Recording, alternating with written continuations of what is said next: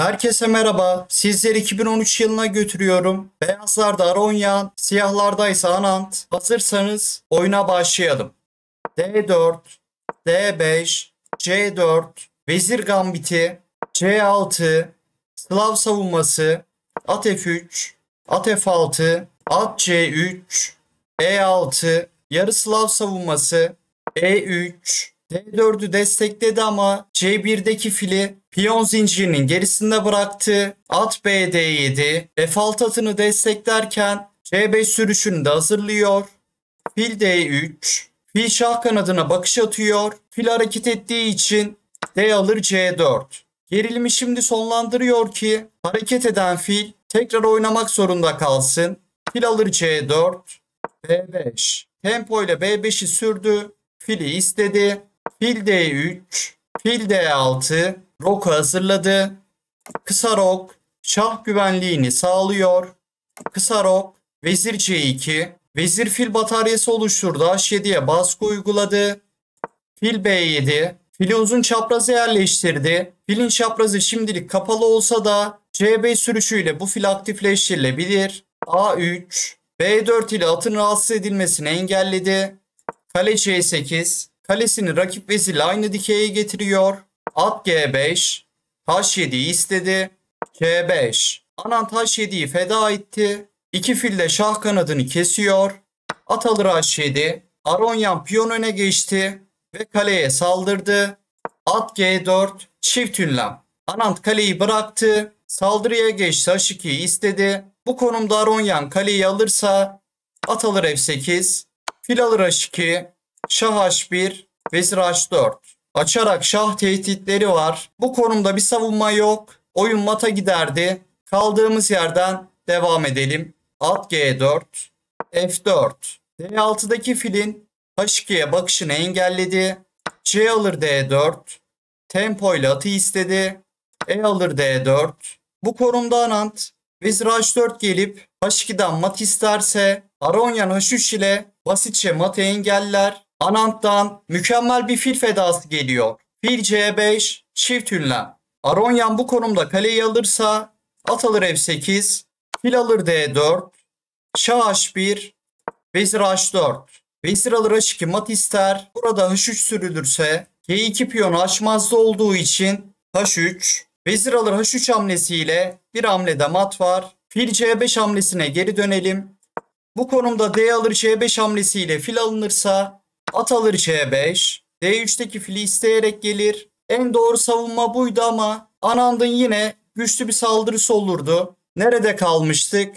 Fil C5, fil E2. Atı istedi. Anand fil alır D4 hamlesiyle devam ederse şah H1, at D F6, at alır F6, at alır F6. Aronya'nın savunma planı bu şekildeydi. Anand'ın yine güçlü bir saldırısı var ve filleri şah kanadına baskı uyguluyor ama yine de bu konumu kazanmak çok da kolay değil.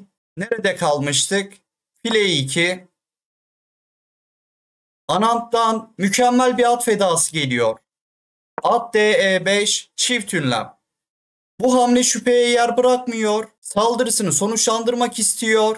G4 atını destekledi. Fil ve at boşta. İlk önce fil alınırsa ne olur ona bakalım. D alır C5. Vezir D4. Şah H1. At F2. At alınmazsa boğma şamatı var. Şah G1. At H3. Açarak çifte şah çeker. Şah H1. Vezir G1. Kale alır G1 zorunlu. At F2 hamlesiyle boğma şamatı olur. At F2 hamlesine geri dönelim. Kale alır F2. Vezir alır F2. Vezir alır G2. Bir hamlede mat. Ve vezir E1. Mat isteği var. Matı engellemenin bir yolu yok. At D E5 hamlesine geri dönelim. Bu konumda E5 atı alınırsa D piyonu açmazda olduğu için F alır E5. Vezir alır D4. Fil E3. Oyunu uzatmak için vezir alır E3. Şah H1. Vezir G1 şah. Kale alır G1 zorunlu. At F2 hamlesiyle boğmaca mat olurdu. Kaldığımız yerden oyuna devam edelim. At D E5. Fil alır G4. Atı kırıyor. Bu konumda at alır G4 yapılırsa D alır C5 ile Aronyan fili kazanır. İlk önce fil alır D4. Tempo ile şah çekiyor. Şah H1. At alır G4. Aronyan bir atı kırdı ama bu sefer de diğer at saldırıya dahil oluyor. Anand'ın isteği basit. Vezir H4 gelip H2'den mat isteyecek. At alır F8. Kaleyi aldı. Burada yapılacak Vezir H4 hamlesi saldırıyı heba ederdi. Vezir H4. F8'deki at H7'yi kontrol ettiği için Vezir H7. Aronyan vezirleri takas eder. At alır F8'e geri dönelim. Bu konumda şah alır F8 ile at alınırsa Aronyan vezir H7 girer. Anant vezir alır F8 hamlesiyle atı alırsa bu sefer de vezir saldırıya dahil olamaz. F5. Anand'ın aletle işi yok. Atı almıyor. Vezirin H7'ye bakışını engellerken G4 atını destekledi. At G6. Aronyan fazla olan atını oyuna dönmeye çalışıyor. Ayrıca at vezirin H4 karesine gelmesini engelliyor.